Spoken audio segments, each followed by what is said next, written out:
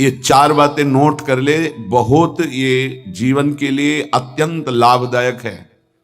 जब आपका मन आपको परास्त कर रहा है, जला रहा है, वो जलन सिर्फ मन को प्राप्त हो रही, आपको नहीं। आप बिल्कुल दूर हैं, आप दृष्टा हैं, आप साक्षी हैं उसके, आप स्वामी हैं उसके। यदि आप स्वीकृति नहीं देंगे तो आपसे पापाचरण नहीं करा पाएगा। आपको डरना नहीं कि अब मन में काम आ गया, क्रोध आ गया, अब तो मेरी दुर्गति हो जाएगी, बिल्कुल नहीं। ये 4 बातें बहुत जल्दी मन को प्रभु में लगा देंगी। अगर आप पकड़ पावे, ना पकड़ पावे तो भोगे। फिर आपका मन आपको जलाएगा, फिर आप रोएंगे, चिल्लाएंगे, भागेंगे। कहां भाग के जाओगे? जो संसार में फंसे हुए जन है वो तो भाग के यहां आ रहे हैं श्री जी की शरण में। यदि आप अपने मन को संभाल नहीं पाए तो फिर कहां भाग के जाओगे? इन्हीं की शरणागति से तो निर्विकार हुआ जाता है, निश्चिंत हुआ जाता है, निर्भय हुआ जाता है। इनके चरणों को छोड़कर कहां निश्चिंतता होगी, कहां निर्भयता होगी? पहला, बिल्कुल ये जीवन की वो दवा है जिससे आप बिल्कुल ठीक हो जाएंगे यदि ये जीवन में उतार ले तो। हृदय में लिख लो, दिमाग में लिख लो, किसी नोटबुक में लिख लो जो आप रोज स्वाध्याय करें। पहला, जहां जहां मन जाए, जिस वस्तु व्यक्ति स्थान में, तत्काल अपने प्रिया प्रीतम की भावना कीजिए। ये राधा वल्लभ लाल जी है। क्योंकि ये व्यक्ति पहले भी नहीं था, बाद में भी नहीं रहेगा। बीच में जो व्यक्ति दिखाई दे रहा है, ये व्यक्ति नहीं, मेरे प्रभु है। वस्तु नहीं, मेरे प्रभु हैं। ये स्त्री नहीं, ये प्रभु हैं। ये पुरुष नहीं, ये प्रभु है। ये पापी नहीं, ये प्रभु हैं। ये महात्मा नहीं, ये प्रभु हैं। मान लो, सवाल हल हो जाएगा। दूसरा, जहां जहां मन जाए वहां वहां मिथ्यात्व भाव करके, ये सब माया का विलास, राधा वल्लभ श्री हरिवंश, राधा वल्लभ। और मन का एक स्वभाव है, जहां हम परिचय उसका ये जान जाते हैं स्वभाव का, तो हम उससे शासन में ले लेते हैं। लोग परिचय नहीं जानते। जीव ही आप जानेंगे, ये भागाते हुए आ जाएगा। इसको सेकंड में भी कम समय में अधीन किया जा सकता है, और पूरा जन्म लग जाएगा फिर भी अधीन नहीं कर पाओगे। बात को समझिए। ये 1 सेकंड में विश्व ब्रह्मांड में कहीं भी यदि इसका परिचय है, वो तत्काल पहुंच जाएगा। वायु भी इसके समान वेगवान नहीं है मन। अगर अमेरिका गए हैं, आपने वो दृश्य देखा है, कोई एरिया, महल, घर, जो भी 1 सेकंड के कम हिस्से में वो पहुंच जाएगा। ऐसे मन को प्रभु में लगाने के लिए जहां मन जाए, और जाना कि गया, इतना सावधान साधक होना, गया वो तत्काल आ जाएगा, उसको बुलाना नहीं पड़ेगा, वो तत्काल लग जाएगा। राधा वल्लभ श्री हरिवंश, राधा वल्लभ श्री हरिवंश, राधा वल्लभ। हो सकता है 5 बार न कहे पाओ, फिर भाग जाए, फिर उसे लाना है। इसे कहते हैं अभ्यास योग। अभ्यास योग युक्तेन चेतसा नान्यगामिना। एक दिन ऐसा आएगा, नान्यगामिना, ये जाएगा ही नहीं, ये नहीं जाएगा। फिर दिव्य शाश्वत परम पुरुष की प्राप्ति इसी से हो जाएगी। तीसरा, हमारे मन में जो सही स्फुरणाएं हो रहे हैं उसका सपोर्ट जरूरी है। विरोध से ही मन केवल काबू में नहीं होता है, सपोर्ट जरूरी है। अब सपोर्ट शब्द से कितना मन प्रसन्न हो रहा है, हर्षित हो रहा है, उस बात का सपोर्ट जो गुरुवाणी, शास्त्र, संतजनों की वाणी, उसके अनुकूल वो बोल रहा है। चलो आज हम तुम्हारी बात पूर्ण कर देते हैं। वो कहता है मुझे आज मीठा खाने की बहुत इच्छा है। ठीक है, हम श्री जी को भोग पधराते हैं, नाम कीर्तन करते हैं, आचमन कराते हैं, फिर उसको पा लेते हैं। बिल्कुल वो आपको भजन में विरोधी भाव नहीं पैदा करेगा। कहीं कहीं मन को सपोर्ट करना है, वो कहीं कहीं शास्त्र सम्मत गुरु आज्ञा के अंतर्गत सपोर्ट जरूरी है, जरूरी है। बिल्कुल विश्वास मानिए, ये 4 बातें जो बता रहे हैं ये जीवन की धरोहर है जो आपको दे रहे हैं। चौथी बात, जो शास्त्र विरुद्ध दोष वाली सलाह दे रहा है, बिल्कुल नहीं, बिल्कुल नहीं, बिल्कुल नहीं। जैसे वो जरूरी है, जरूरी है सपोर्ट, ऐसे बिल्कुल सपोर्ट नहीं, बिल्कुल सपोर्ट नहीं, बिल्कुल नहीं। अब वो आपको जलाएगा। जैसे सपोर्ट शब्द से हर्षित हो गया, ऐसे बिल्कुल नहीं शब्द से वो शोकित हो जाएगा। अब आपको उदास कर देगा। जब उदास वो होगा तो आप उदास हो जाएंगे, कहीं मन नहीं लगेगा। आपको लगता है अब तो जीवन बेकार हो गया। तो मन लगना ही जीवन है क्या? अरे अभी आप समझे नहीं। सोहम तवै आश्रितः, मैं प्रियालाल के आश्रित हूं, तो तन वांग मनोभीर, अगर ये नहीं लग पा रहे हैं तो मैं स्वयं प्रियालाल के आश्रित हूं, ये मुझे कैसे भ्रष्ट कर सकता है। तन वांग मनोभीर, शरीर वाणी और मन, ये हम समर्पित कर रहे हैं। तो शरीर वाणी मन, ये तीनों धोखा दे रहे हैं। शरीर बीमार हो गया है, जबान खराब हो गई है, मन गलत चिंतन करा रहा है, तो हमारा बाल बांका भी नहीं कर सकता, क्योंकि सोहम तवैवाश्रिता, मैं स्वयं प्रियाजू की शरण में हूं। उपासक देखो देखो जरा, इस पर विचार करो, क्या शरीर को त्याग देने से परम पद मिल जाएगा? दुखों की निवृत्ति हो जाएगी? क्या निर्विकारता आ जाएगी? नहीं। ऐसे शरीर को नष्ट करने वाले को प्रेत योनि मिलती है। प्रेत योनि महाभयानक कष्टदायी, जिसमें वो दरिया के समीप रहते हुए बूंद पानी नहीं पी सकता, केवल वायु भक्षण करके वो जलता रहता है। कितने समय तक, इसकी कोई सीमा नहीं है, युग युग बीत सकते हैं। ये मन जिसको तुमने अपना माना, कितनी दुर्गति का रास्ता चयन करा दिया। उपासक मस्ती सीखे। अरे चाहे गृहस्थ हो या विरक्त हो, भगवद आश्रित मस्त रहना सीखो। सदा रहो अलमस्त, नाम की धुन में हो जा मत वाला। निरंतर नाम, क्या फर्क पड़ता है मन सही है या गलत, क्या फर्क पड़ता है? क्यों? क्योंकि मैं स्वयं प्रभु के आश्रित हूं, मैं सच्चिदानंद का सच्चिदानंद अंश हूं। ना मैं कभी दूषित था, न दूषित हूं, न दूषित रहूंगा, और ना सृष्टि में किसी की सामर्थ्य है कि मुझे दूषित कर सके। इंद्रियां दूषित हो सकती हैं, मन दूषित हो सकता है, क्रिया दूषित हो सकती है। अब हम प्रभु के बल से इन इंद्रिय, मन और शरीर के दोषों का नाश करूंगा, ना कि इनके अनुसार चलूंगा। ये उपासक का स्वरूप है।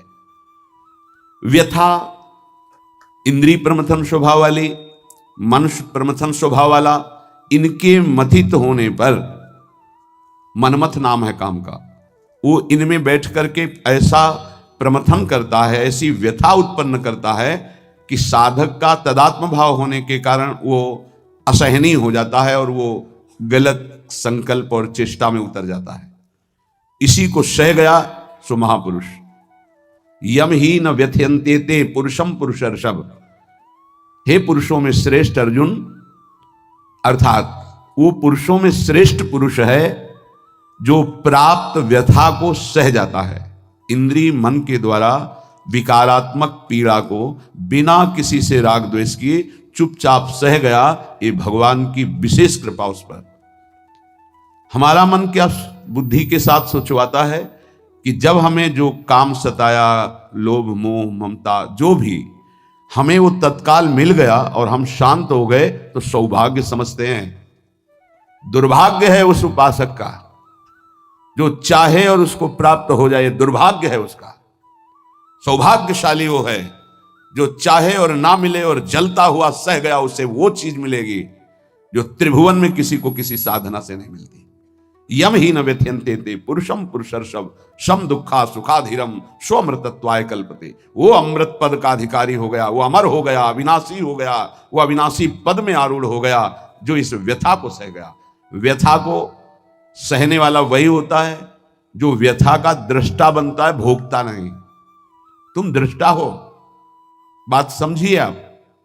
आपने देखा आपका मन गलत चाह कर रहा है, ये आपने देखा, आप में नहीं है, मन में है। पर कहने को होता है कि मेरे मन में दोष आ गया, लेकिन मेरे मन में नहीं, वो मेरे में आ गया, मैंने स्वीकार कर लिया। यही दुर्दशा है माया के द्वारा की गई। इसी का नाम जड़ चेतन ग्रंथि है। यही चिज्जड़ ग्रंथि है जिसका नाश करते हैं वेदांत के द्वारा, भक्ति के द्वारा, योग के द्वारा, कर्म योग के द्वारा, सत्संग के द्वारा, शास्त्र स्वाध्याय के द्वारा। आपको विविध शास्त्रों का सार 5 मिनट में मिल गया। जो जीवन भर प्रयोग किया गया शास्त्र स्वाध्याय करके संतों की कृपा से, वो 5 मिनट में मिल गया। अगर इसे स्वीकार कर लें तो बहुत जल्दी आप महात्मा बन जाएंगे, चाहे गृहस्थ में हो या विरक्त में। महात्मा का संबोधन स्थिति से है, बाहरी किसी पद पदवी से नहीं। स्थिति होती है, उसे महात्मा कहते हैं। महात्मा शब्द भगवान के आगे भी लगता है, महात्मा श्री कृष्ण, ऐसा कई बार महाभारत में संबोधन हुआ। महापुरुष भगवान को कहते हैं। वंदे महापुरुष ते चरणारविंदम। जो भगवान में तन्मय हो गया वो महात्मा, जो भगवान में भगवत भाव को प्राप्त कर लिया वो महापुरुष, अर्थात भगवान और भगवान के जनों में अभेद स्थिति हो जाती है। अगर ये आज जो चर्चा हो रही इसको आप अपने जीवन में नहीं धारण कर पा रहे तो दुर्भाग्य है, जलोगे, रोओगे, परेशान कर देगा तुम्हें मन। इसको बहुत बार सुनना। एक एक शब्द ये अमृत है, ये जीवन का सार हम आपको बता रहे हैं। मन से लड़ने की ये युक्तियां हैं जिससे साधु अपने मन को भगवान में लगाकर शांत करता है। जब हमारा मन भगवन्मय होने लगता है तो उसमें भाव का प्रादुर्भाव हो जाता है। फिर ये जो अभाव है इसी से कामनाएं प्रकट होती हैं। शब्द को पकड़ना, मन में सुख का अभाव ही भोगों की कामना पैदा करता है। मन में भगवत भाव ही निर्विकारता की स्थिति प्रदान करता है। जब आप इन 4 सूत्रों का प्रयोग करके मन को भाव में ले आएंगे तो यही मन जो आपको रुलाता है यही नचा देगा। पायो जी पायो मैंने राम रतन धन पायो, नाच पड़ोगे कि वस्तु अमोलक दी मेरे सतगुरु, निष्दिन बढ़त सवायो, रात दिन आनंद बढ़ रहा है, सदगुरु ने निहाल कर दिया। किसी को ऐसा लगता हो कि हाथ रखने से ये विकार नष्ट हो जाते हैं। आज तक हमने कहीं शास्त्र में नहीं पाया ऐसा, कई संतों से ऐसा नहीं पाया। सबने उपदेश दे करके, कृपा शक्ति दे करके साधन में लगाया और उसको परिपक्व किया, उपासक को बलवान बनाया। अगर ये आशीर्वाद से होता तो उपदेश ना देकर सबके हाथ माथे पे रख देते, भगवान सबका मंगल करें, सब निर्विकार हो जाएं। कभी ऐसा नहीं हुआ है, ना ऐसा हो सकता है। हम जब संतों के वचन पर श्रद्धा करते हैं और उसको स्वीकार करके आचरण में लाते हैं तो वही आशीर्वाद हो गया कि हमारा पुरुषार्थ सार्थक हो गया। हमारा प्रयत्न गुरुदेव के वचनों के अनुसार, प्रयत्न की शक्ति गुरु कृपा, तो आगे जो भक्ति का रंग वो गुरु कृपा, मोक्ष जो वो गुरु कृपा, भगवत साक्षात्कार गुरु कृपा, पर उसमें हमारी पूरी शक्ति उनकी आज्ञा पालन में लगी है। इसीलिए प्रधान कृपा हमारी हुई।